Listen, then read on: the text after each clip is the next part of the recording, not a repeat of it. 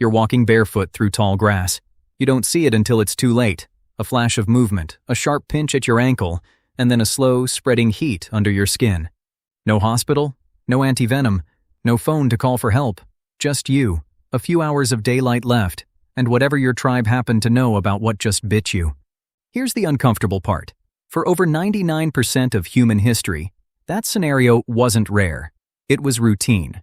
And the fact that any of us are here today means somebody, somewhere, figured out how to survive it, long before anyone understood what venom actually was. Modern medicine treats snakebite as a chemistry problem. Identify the venom, inject the matching antibodies, done. But antivenom is barely 130 years old. Humans have been getting bitten by venomous snakes for over 2 million years, on every continent except Antarctica. So, what did we do for the 2 million years before serum and syringes existed? The answer isn't one clever trick. It's a layered survival system. Part biology, part memorized knowledge, part pure statistics working quietly in your favor. And piecing it together tells you something stranger than you'd expect about why humans see the world the way we do. Start with the oldest evidence we have. Around 1300 BCE, Egyptian physicians compiled what's now called the Brooklyn Papyrus, one of the earliest surviving medical documents on Earth. It isn't about hearts, or broken bones, or childbirth. It's a snake manual. The papyrus lists roughly 38 species of snake, describes each one's bite in detail, and, this is the part that should genuinely surprise you, gives a prognosis for each. Which bites you'd likely survive. Which ones meant you were already out of time. Some entries even name the god associated with each snake, because in a world without toxicology, religion and medicine were often the same filing system. This wasn't guesswork written once and forgotten. It was updated, copied, and passed down for generations, which means Egyptian healers were running something close to a clinical database 3,000 years before the word toxicology existed. Here's what made it work. They weren't trying to cure venom. They were trying to sort patients, fast, into treat this one and comfort this one, because they'd learned through repetition which bites were survivable and which weren't. Here's where the statistics quietly do most of the work. A huge percentage of venomous snake bites, even today, even from cobras and vipers, are what's called dry bites. No venom injected at all. Some researchers estimate that for certain species, up to half of all defensive strikes deliver little or no venom, because venom is metabolically expensive to produce, and snakes don't want to waste it on something they're not planning to eat. That means a meaningful share of ancient humans who got bitten weren't actually poisoned. They were terrified, in pain, and completely fine within a day, which any tribal healer would have chalked up as a successful treatment, whether the treatment did anything or not. Sucking the wound, cutting an X into the skin, tying off the limb, pressing on ash or crushed herbs, none of these actually removes venom in any meaningful amount, and some, like cutting and tourniquets, make outcomes worse. But when half your patients were never envenomated in the first place, almost any ritual looks like it's working.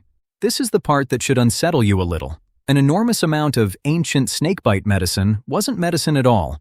It was survivorship bias, repeated for thousands of years until it became tradition. But some of the real advantage wasn't cultural at all. It was already built into your skull. In the early 2000s, primatologist Lynn Isbell proposed something now known as the snake detection theory, that primates evolved unusually sharp color vision and forward-facing eyes largely because our ancestors spent millions of years being hunted by venomous snakes. Follow-up studies back this up in an odd way.